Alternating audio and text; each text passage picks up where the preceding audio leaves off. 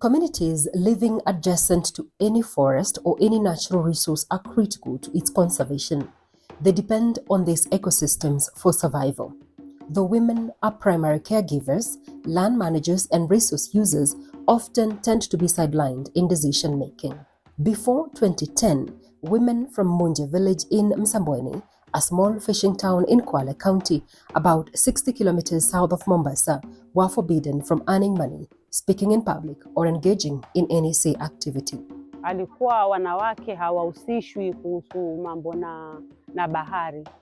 Nafasi ya mwanamke hapo kitambo ilikuwa ni akae tu kwa nyumba, ashughulikie mambo na nyumbani, mambo na watoto tu. Ilikuwa hahusishwi chochote. Ilikuwa haikubadiliki kabisa kwa sababu akiwa na pesa zake, yule baba wa ile familia anamwambia pesa hiyo umeiokota wapi, umefanya kazi gani. However, back in 1997, Kenya piloted the Participatory Forest Management (PFM) model at the Arabuko-Sokoke Forest, East Africa's largest and most intact coastal forest. The PFM deliberately involves forest-adjacent communities and other stakeholders in the co-management of forest with the Kenya Forest Services within a structure that contributes to the community's livelihood.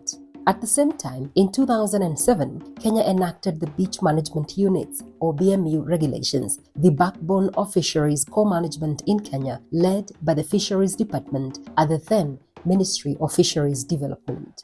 With these policy changes, the Munje BMU came into existence in 2010. Both men and women would be involved in conserving the ecosystem. It's here that a turnaround for Munje women started. The women would be involved not just at the community leadership level, but also within Kwale County. Gender ilipoanza kuzungumziwa, wanawake wamepata nafasi mpaka saa hii wanaonekana. Mfano mfupi tu kuhusu kule baharini. Wanawake ilikuwa hawaruhusiwi kwenda kule baharini hata kufanya miradi yao. Lakini saa hii utaona magrupu ya wanawake wanaenda baharini kukuza mwani, wanaenda baharini kuokota shells. Hizo pia ni biashara ndogo ndogo hapo wanajisaidia.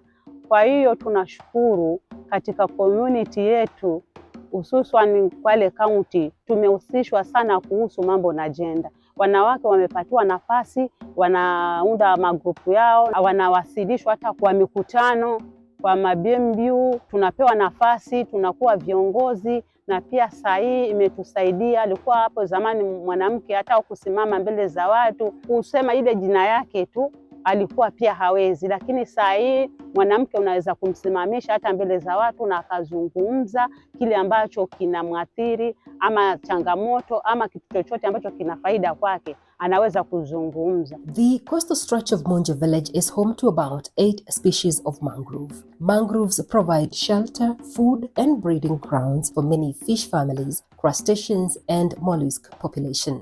Munje community depends on fishing for sustenance. Before 2020, the men would complain of low fish catch despite fishing for longer hours. The household incomes was also dwindling, as was the peace and harmony at home. Over the years, the women had noted the wanton deforestation of these mangroves adjacent to their village. At the peak of the COVID-19 pandemic, 15 women came together, formed a self-help group determined to find a solution to the low fish catch with an aim to restore balance at home. They started sensitizing their community on the importance of the mangrove forest to the community livelihood, the dangers the community would face with the rising temperatures, and why they need to conserve the forest for future generations. 4 years later, the Munje Tunusuru Conservation Women Group have grown into a 30-member community-based organization. A youth and children's club wings, working closely with these women, have emerged from community sensitization. The women are conserving a section of mangrove forest along the Vanga-Funzi Bay on the southern coast of Kenya through planting mangrove propagules. Tuliamua kuunda kikundi hiki cha mazingira kwa sababu ya athari ambayo ilikuwa inapatikana katika kijiji chetu. Kwanza ni ukataji kiholela wa miti, ambapo miti tunategemea kwa uzalishaji wa samaki. Sisi kama watu wa coast sana tunategemea bahari, na mabwana zetu wanapata kipato kutokana na bahari. Ndio kosa tukaamua kwamba tuhifadhi haya mazingira kwa mazalio halisi ya samaki, pia kupunguza joto na pia kupunguza mawimbi makubwa ambayo yanaweza kutukumba. Na pia kuna mabadiliko tabia nchi ambayo miti ilikufa kwa sababu ya kiangazi na pia kwa sababu ya mvua nyingi.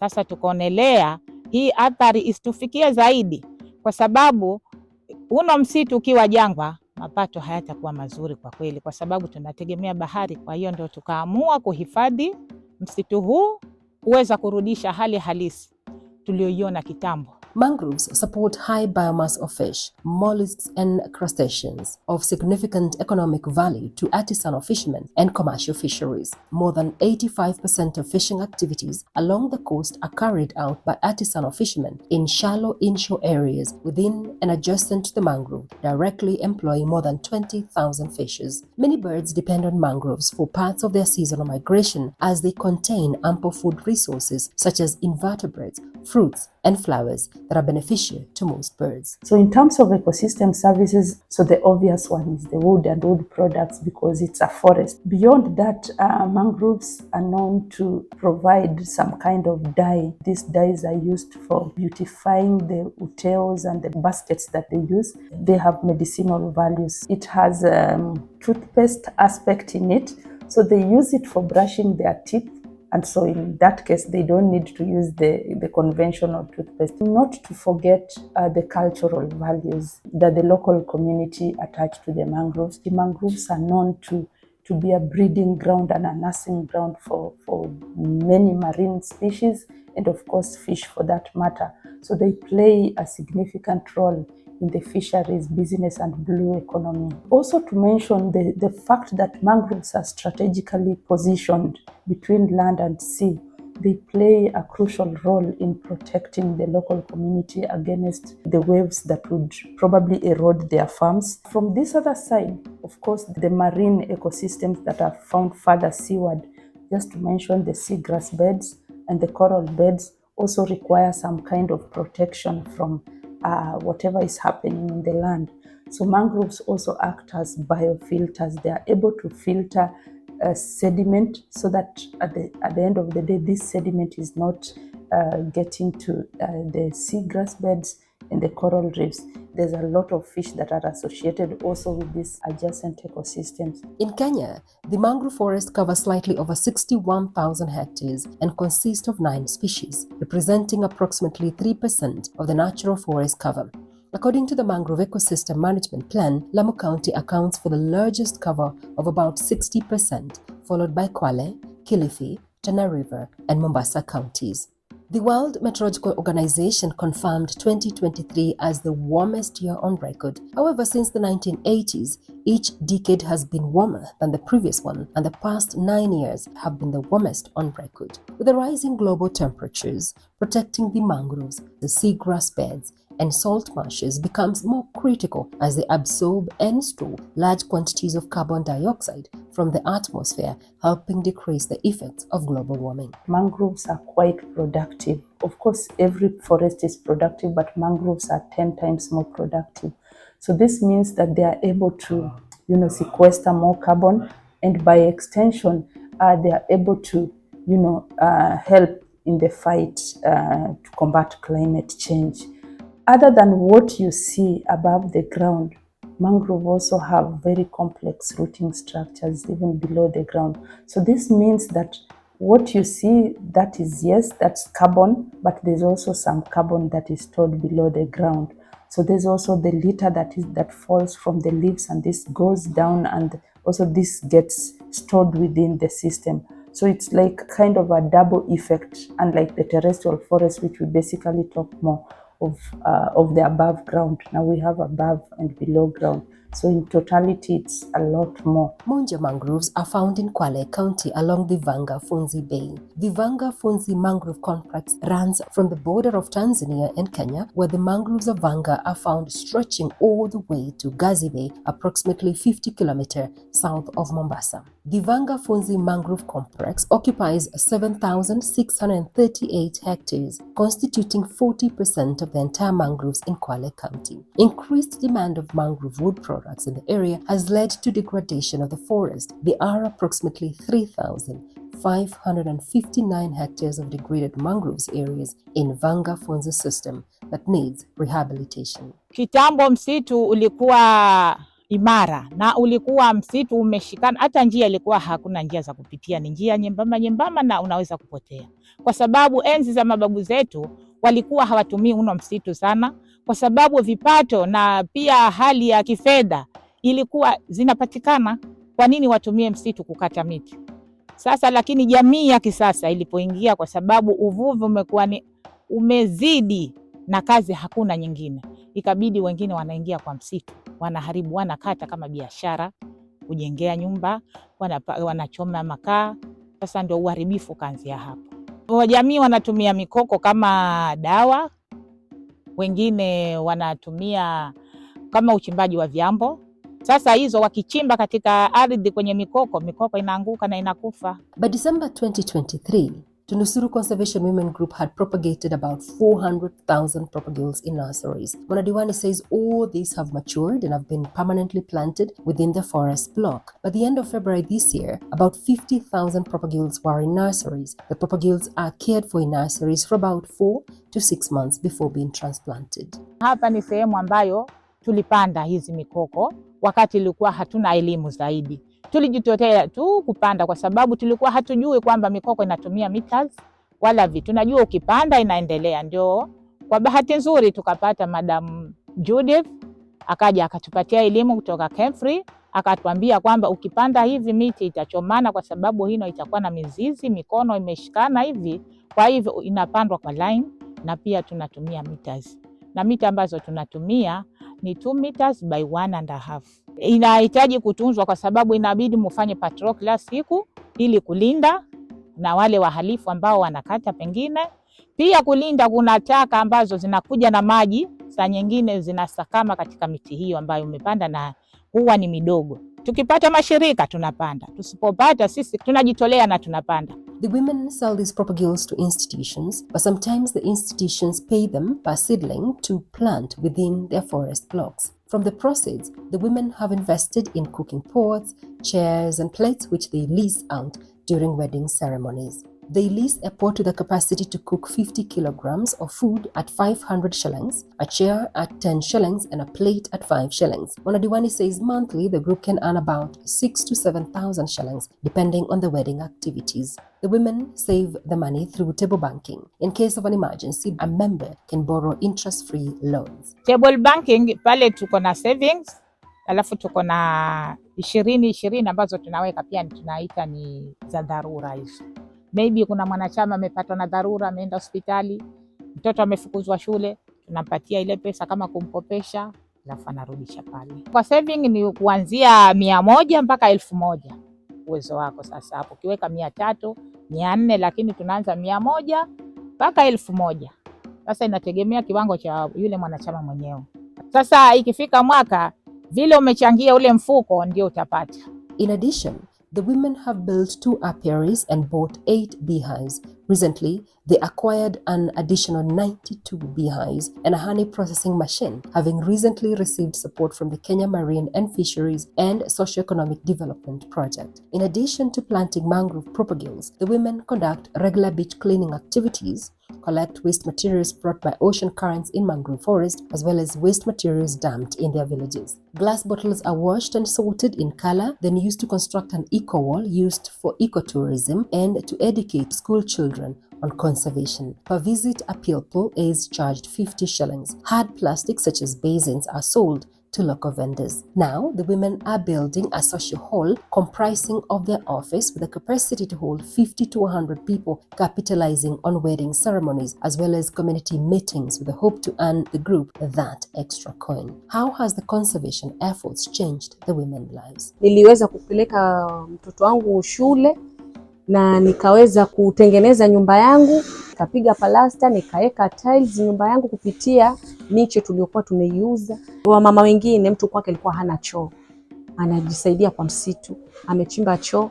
Kuna mama mwingine alikuwa hana nyumba, amejenga kanyumba kadogo na alikuwa pia kanaanguka, ile mvua nyingi nyumba ikaanguka kabisa, akawa hana mahali kwa kuishi, amehifadhiwa tu kwa majirani. Lakini kwa sasa amejenga nyumba ya room 3, anaishi kwake sahii. Na pia hiyo kuna mwanachama mwingine halikuwa anaishi na wazazi wake pamoja, lakini kwa hivi sasa amejenga karumu kake kamoja, amekaeka bati, amenunua kitanda hapo ndani, amenunua mattress. Yani tulivyokuwa pale mwanzo tunaanza na hivi sasa tuko tofauti. Na pia msikiti wetu ulikuwa hauna speaker ile mtu kuongelea, mtu kwa mfano wakati wa kuswali tuliweza kununua amplifier na zile speaker kwa msikiti pia kupitia uuzaji wa miche. Matarajio tunataka hata vizazi vyetu vije vijue kama kina mama zetu walikuwa wakifanya mambo na conservation, waone miradi ile tumewaekea nao waige kama sisi kina mama zao. This mangrove conservation effort is not only benefiting the women economically, but also the village youths who are contracted to plant the seedlings after the women have acquired funding. Tunapopata ufadhili wa kupanda miche, hatuwezi panda sisi peke yetu, mpaka community nayo ifaidike. Huwa tunaalika vijana, tunaenda kupanda na wao, tunamwambia kwa siku tutakulipa 500, twende tukapande na sisi. Kama ni siku 3, kijana tunampatia 1,500. Despite attempts to conserve this ecosystem, mangrove forests in Kenya face a number of threats, including overexploitation of wood products, conversion of mangrove areas to other land uses, aquaculture, pollution and sedimentation, infrastructure development, and weak governance. Specific to Monja is the construction of a 2-kilometer, 1.15 billion shillings bridge that the Kenyan national government embarked on about 7 years ago. The bridge, which has been under construction for approximately 5 years, opens up Funzi Island adjacent to Monja village, connecting it to South Coast mainland. For years, the island has had no access road. The construction cut off a section of mangrove forest, disrupting the flow of the ocean current. Awali, tulikuwa watu wakipita, maji yakitoka. So maji yakiingia yana move tu freely. Yaani maji yalikuwa hapa yanaisha kabisa, yanafly na baharini, ingia tunabaki huko. Hapa tulikuwa watu wanapita tu. Watoto wadogo walikuwa wanapita. Lakini kwa sasa after hiyo temporary bridge itengenezwe, yamekuwa blocked yani kifupi. Unaona. So haya move freely. Unapata saizi maybe sehemu ambazo zilichimbwa, maji yanabaki kule upande wa pili, uchafu maji yakijaa, uchafu unaenda mpaka juu. So na kuna place kama pale hivi kuna maji yakijaa sana, maji tunapita na juu kwa sababu yalikuwa blocked, haya move freely. Kulikuwa flat lakini venye kulichimbwa sasa. Kuna maji ndio maana hayaendi. So unaona kama hii place maji hayaendi, maji tu yamebaki tu hapo. Haya maji saizi yametoka. Na mbeleni maji yalikuwa yasimami kama hivi. Kwa sababu hii place ilichimbwa. So unaona place kama ile pale mahali kulichimbwa. Unaona kulichimbwa na ule mchanga uko pale. So maji saizi yanabaki. Funzi Island consists of 4 mangrove-covered islands. At the same time, the pristine island is a major source of construction stones transported from the booming Funzi quarries using trucks to Mombasa, Msambweni, Vanga, and Kilifi. A temporary bridge was constructed to facilitate transportation with 8 open channels created to allow water to freely enter and exit the mangrove area. However, over time, the majority of these open channels experienced blockages. For motorcycle operators like Bakari, it is a challenge as much of the salty beach sand is left on the road as the blocked seawater finds a passage on other open areas, corroding the motorcycle paths. Ule mchanga hapo mwanzo haukuwa, kwa sababu maji hapo mwanzo yalikuwa yakipita tu freely wakati hakuna hii temporary bridge. So after maji yalipokuwa blocked kupita yana force nyingi, wakabidi wanenue ule mchanga juu ya maji yasifike. But still venye maji yalikuwa blocked hapa, ule mchanga ulikuwa flashed mpaka pale unakuwa uliziba ile njia. So sometimes inakuwa disadvantage kwa watu wenye pikipiki, unajua bike sometimes kiingia chumvi huwa ni shida. Maji yakiwa free hapa kote wa ile force haikuwa kubwa sana.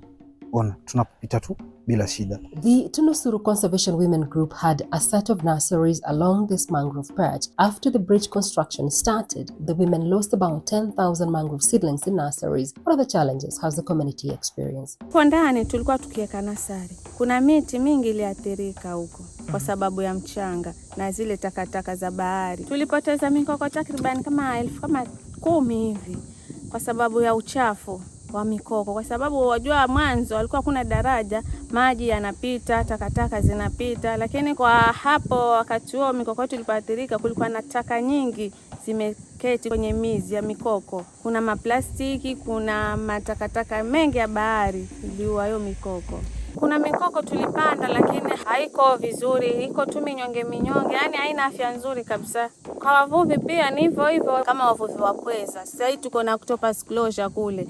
Hata wakati mwingine mazao si mazuri kwa sababu ya mchanga. Kuna yale manyumba za pweza zimejaa mchanga. Na wavuvi nao samaki pia hawapatikani kwa wingi kwa sababu ya hii daraja. Samaki watoka Kokoni na sasa hawendi kule bahari kuu, wabakia huku Kokoni. Mwanamtama says the road will ease business and interaction between the Funzi Island community and Munje. However, she urges the government to make haste and complete the construction for the ecosystem to recover. But can the mangrove ecosystem recover fully? From a superficial point of view, you'd say that, well, the road is just passing through a small patch of mangroves, but then there's extended impacts because there's interference with the amount of water that was initially going through that particular creek and reaching the mangroves.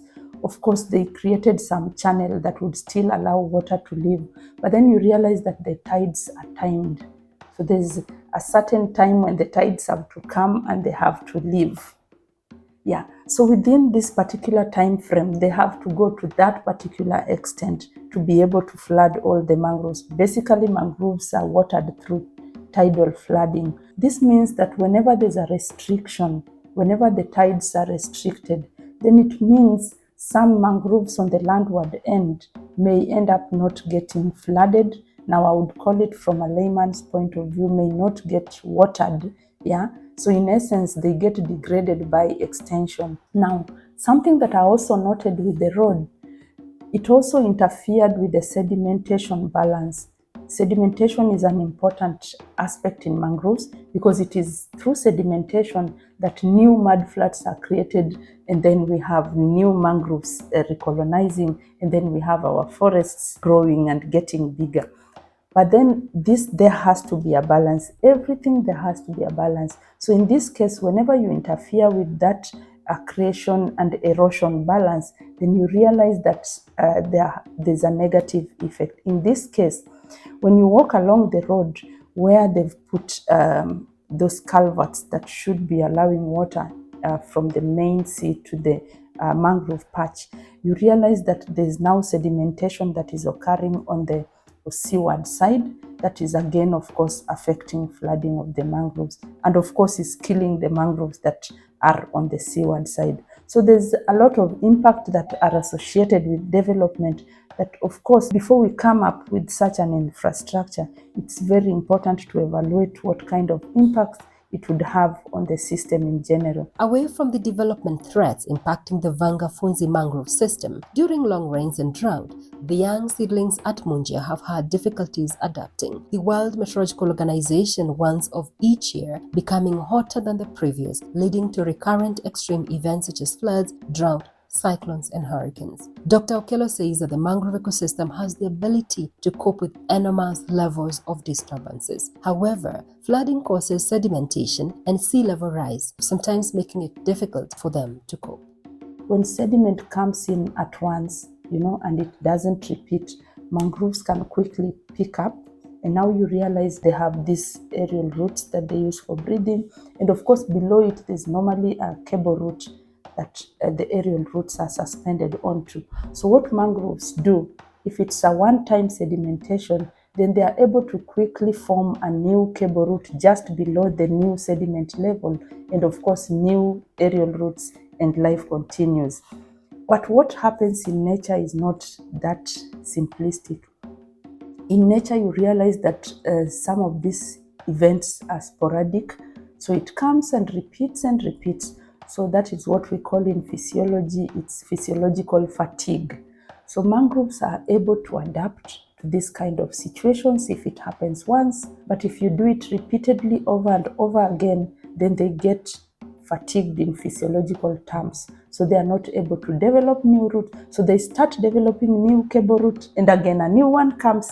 Before that cue comes that, of course, we need to develop a new one, another level comes. So even from a layman's perspective, it's very easy to understand how mangroves die and why they die when the sedimentation comes.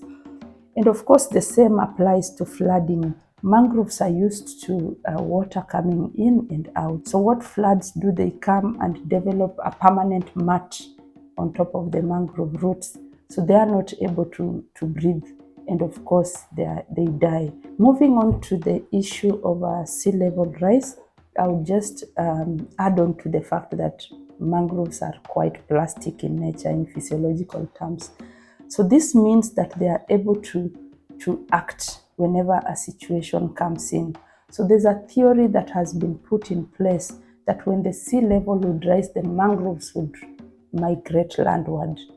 So this means that mangroves that have more space landward would find it easy to migrate, because basically what would happen, there'll be flooding beyond where the tides reach currently. So the tides will move landward, and of course there'll be new mudflats that will be created, and of course young plants will grow, and we will have our new mangrove forest behind the current line. As these other ones would die, it's a theory that probably they'll die, we will have a new patch behind the current line. Now, there's different levels of vulnerability depending on where a mangrove forest is situated. Allow me to give an example beyond Vanga, so I'll give an example of Tudor Creek. The mangroves of Tudor are currently under a lot of pressure. You realize that people are building into the mangroves. So this means that should there be sea level rise and the mangroves would want to migrate, there will be no space for them to migrate to. So in essence, we might lose the mangroves of Tudor with sea level rise. If you look at mangroves, any mangrove that has a very narrow fringe, it means they are more vulnerable to the impact of sea level rise, because the tendency of migration would be very limited.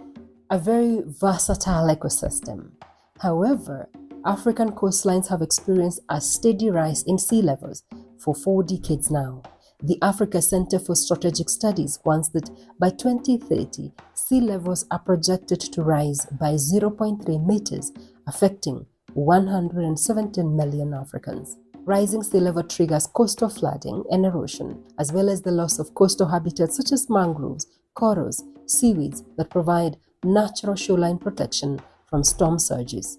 But as climate warms, ecosystems such as mangrove becomes more critical to protecting coastal communities from wind and swell waves. But mangroves are threatened globally and are disappearing at an alarming rate. And even though communities have begun planting mangroves, propagating some of their seedlings is not easy. But should the communities be planting in the first place? In terms of action, myself, I don't advocate for planting. I advocate for ecological restoration. And when I say ecological restoration, I mean looking at the problem holistically and solving the problem from the source, not what you are seeing on the ground. Mangroves used to be there ever since immemorial, and our forefathers were never planting mangroves. So maybe the biggest question we should be asking ourselves is, why are we planting mangroves at this point in time? Mangroves can regenerate on their own if given the opportunity. Now, the mangrove seeds, what a layman would call seeds, scientifically they are called propagules. And a propagule is not a seed, neither is it a seedling. It's something in between a seed and a seedling. Now, propagules are able to survive in that kind of environment as it is. So it drops down and automatically roots, and the leaves come out immediately and it takes roots and grows. So a propagule is something that the mother tree has already, I would call it nourished. The way us humans, we take care of our children before we release them into the world is the same way mangroves do. So mangroves take care of their seed, pack it with enough food that it would be able to survive with before having the leaves. We all know that leaves are the photosynthetic organs. Looking at the different mangrove tree species that we have in Kenya, there are 3 specific ones that are very easy to propagate if we are to plant. So we have the Cereopsta girl, which the locals refer to as mkanda. We have Rhizophorum cronata, which they call mkoko. And then we have Avicennia, which is also relatively easy to propagate. Now I'll begin with Rhizophora and Cereops. They have this pencil-like kind of reproductive organ that you simply prick onto the ground and it takes roots and grows. For Avicennia, it's like kind of a tablet. Now this tablet, unfortunately, it's loved a lot by cattle and goats and cows. So they drop on the ground as many as possible. If not collected, then of course the cattle come and browse on them. And the crabs as well, we also have crabs, so they have a lot of enemies. So that is the down part of Avicennia. But nevertheless, when the peak seeding season is around, you always find so many young ones that are now taking root and growing around mother trees. So it's true that mangroves can take care of themselves. It's us humans who are interfering, so we need to give them space. Soneracea alba is also very difficult to propagate. And as a matter of fact, this is the species that is found on the first line, I call it defense line of mangroves moving from the sea towards land. So other than being difficult to propagate, this particular species is currently under attack by a certain pest, which came free in collaboration with the other organizations, have been able to identify a certain beetle and a moth that is feeding on the wood. So yes, they've been identified, but a solution hasn't come into place. Now, the other species which is also under great threat is Heritaria. Heritaria is found a lot in the Tana Delta because Heritaria littoralis basically loves fresh water. So where you have a lot of freshwater input, of course, you'll have it in abundance. But in these other mangrove patches, it's rare. So as much as it's rare, it's also loved by the local community. That is Heritaria plus Brugueria as well. So these are also species that might get locally extinct in these other forest patches along the coast, and care ought to be taken in order to ensure that we maintain the biodiversity as it's expected to be. You know, each species plays a role within a system, so we don't want to lose any, and we want to maintain the numbers. For Heritaria, it has a boat-like seed, which is very hard, and of course requires pre-treatment before it's planted. Most of the locals are not aware of this, so they encounter a lot of difficulties when propagating Heritaria. But then the nice thing with Heritaria is that it can even grow in fresh water. So this is one tree that you can even grow in your garden as long as you give it enough water and you ensure that you get rid of the weeds. The last species is Limnicera resmosa. This basically, in most cases, when you get into the mangroves, you'll always see that it's shrub-like. But then in other areas where at least it's in its comfort zone, the leaves get relatively bigger. Physiologically, any kind of tree would develop small leaves to avoid losing water. So you'll find either it would have sizable leaves or very tiny leaves that are quite succulent as a sign that that particular condition is quite harsh. And in the mangrove system, we normally say physiological drought. Why? Because it's about salinity. It gets quite saline that the trees are not able to, to get water. That is, of course, at the center of survival of any kind of organism, as we all know. So again, I would repeat, before we plant, we need to think what actually is the driver and solve the driver. But how did we get there, encouraging these communities to plant mangroves? The more you learn, the more you realize how little you know. I would say that myself, when I got into the field of mangrove, I also knew mangroves is about we should plant. But as I got to learn the system and get to understand mangrove system, I realized that, wait a minute, if you solve the ailment, then they are able to regenerate. So I would say that it's us scientists who came up with this idea of planting. But now with the realization that we need to solve the problem, I stand as a scientist and really advocate for us to solve the problem and not keep on planting. Now, the danger of planting is that you never get to do what you realize that mangroves are a natural forest. So when you plant, you never get to do what nature wants. You do what you think nature wants. So in that case, I would get my propagule, put it here, of which if nature were to play its own, maybe it would have brought a different species and not the one that I'm bringing in place. Yeah, so we really need to tackle this issue carefully. But at the same time, I'm not saying we should not plant. There are certain extreme cases where the environment is completely degraded, and when left to naturally regenerate, it will take like several years.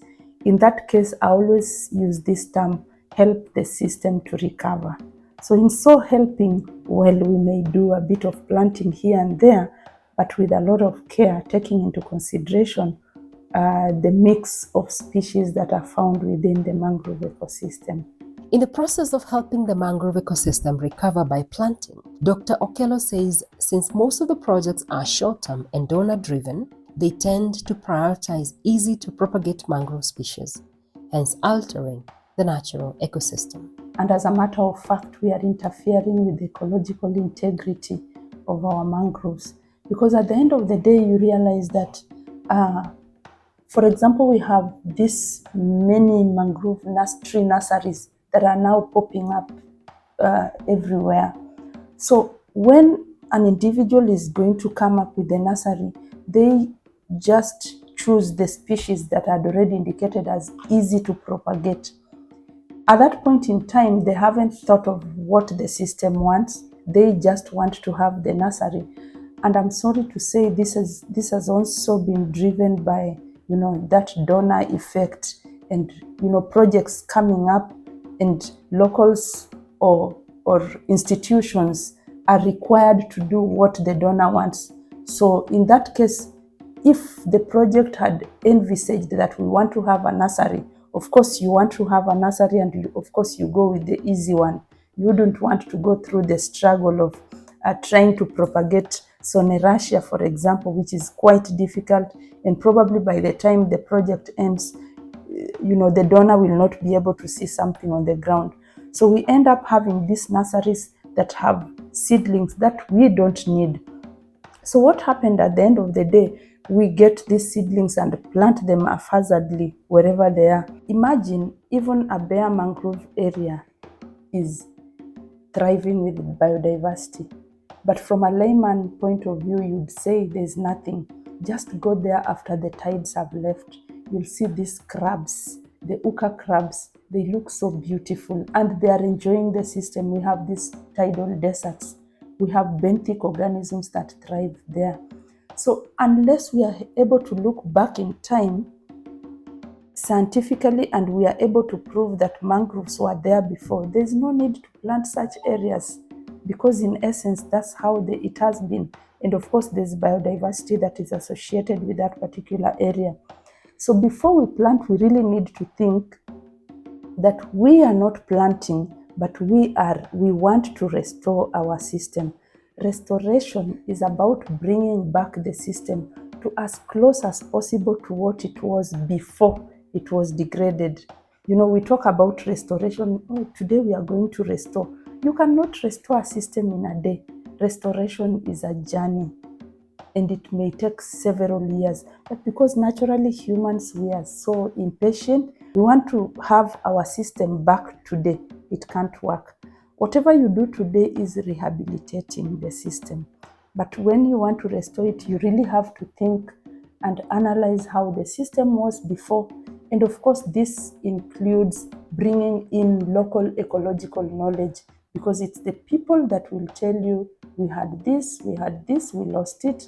And so then draw a restoration plan that would help you bring back all the biodiversity in general. 4 years ago, Dr. Okello trained the Tunisuru Conservation Women Group on the procedures to plant the mangrove. I asked her, would there be anything she would do differently now? So actually, I gave the same message, but you realize I also indicated to you that I'm not saying that planting should never be done.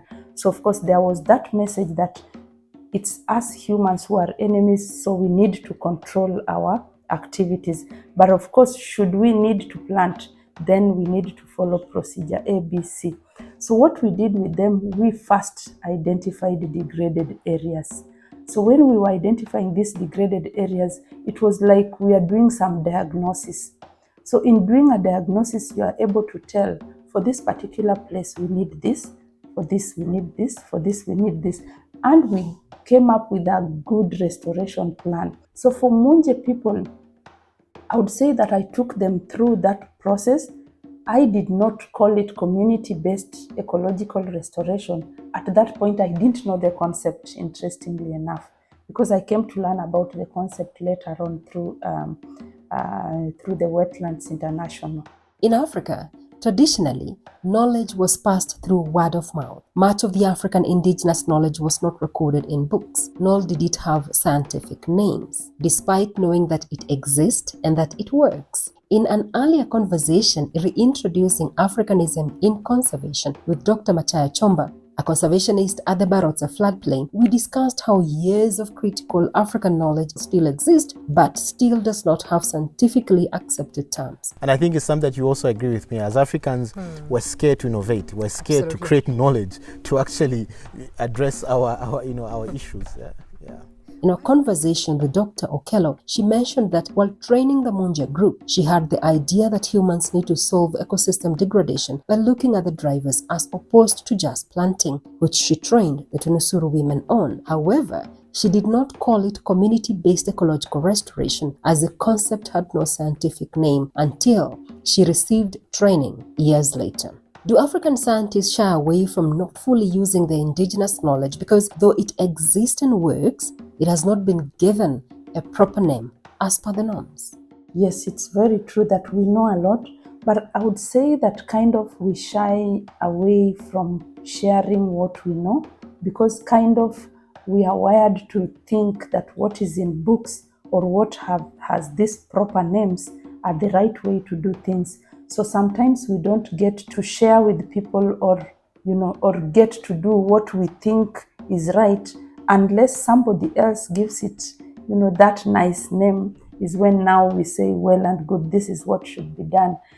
But I must say, yes, for Munje specifically, I was able to go through that particular process because the people who gave me the job allowed me to. I'm sorry to say that there have been also certain scenarios where you are not allowed to go through that process. You are asked, we want you to train people about planting mangroves, period. So in that case, yeah, sometimes it becomes so difficult to go with your integrity. I always give this example of somebody holds a gun onto your head and writes on the board 2 + 2, you know it's 4, and he tells you to say 8. What would you do? It's such a difficult balance to strike. There's an International Day of Mangroves. The PS or the CS says people are going to plant. You are a civil servant. What do you do? So these are very difficult balances to strike, which I'm not sure how exactly we ought to go about them. So on several occasions, I myself has engaged on activities which deep inside I believe is not right. As global temperatures rise, threatening biodiversity, it is critical while restoring the degraded ecosystems, be they forest, grasslands or savannas, to understand the history of the ecosystem by involving the indigenous communities that have lived within these ecosystems for ages. At the same time, make use of modern technologies to avoid further degrading these ecosystems. Dr. Okello says the trees, shrubs, wetlands, grasses, and everything else existing within an ecosystem goes beyond what can be seen above ground. As humans, we interact with the system. So we need to understand the history of the system before we begin implementing whatever program we call it, restoration program. We need to understand the system as a whole. How was it before? What are the people using it currently for? Why are they doing the same? Because you need to understand the why and solve the why in order to get the system back to where it was before. Of course, you need to do some GIS and remote sensing just to get to understand spatially what has the change been, so that you know how far do I go. Through GIS and remote sensing, of course, you'll be able to see this, what I call tidal deserts.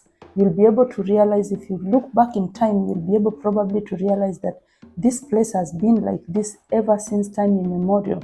So why then am I bringing trees to plant here? Am I not affecting the system?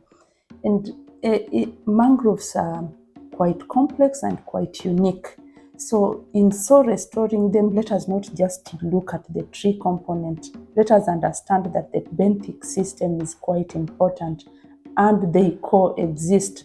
So if you interfere with one, of course you're interfering with the benthic system and biodiversity in general. So we need to really strike a balance.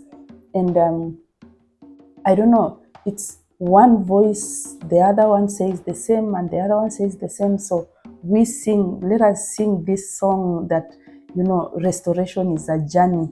It's not something that can be achieved in one day. We need to practice some sense of being patient with the system.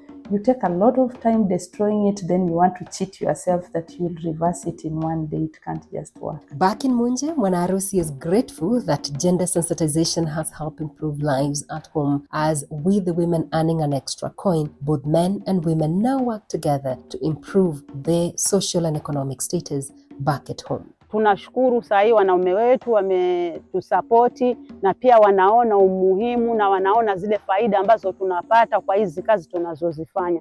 Hata pia tunawasaidia kuhusu watoto kutoa fee ama karo za shule, tunawasaidia pia na kununua chakula, na hata pia mtoto kama ni mgonjwa ama mimi mwenyewe ama mzee pia kama ni mgonjwa pia tunasaidiana kupelekana hospitali.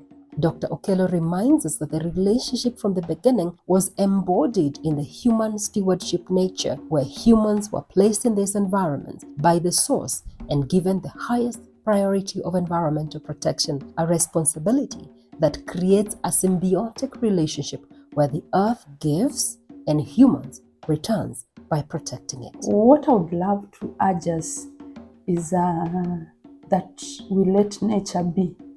By letting nature be is understanding the system as God envisaged it to be, and let us play our role as human. God, anyone who believes that there's a supreme being, this supreme being brought us here on earth to take care of nature. So taking care of something, of course, you have to understand it. In understanding it doesn't mean that we destroy it. Let us understand it and then we let it be. For more African-centered climate and environmental stories, please visit our website.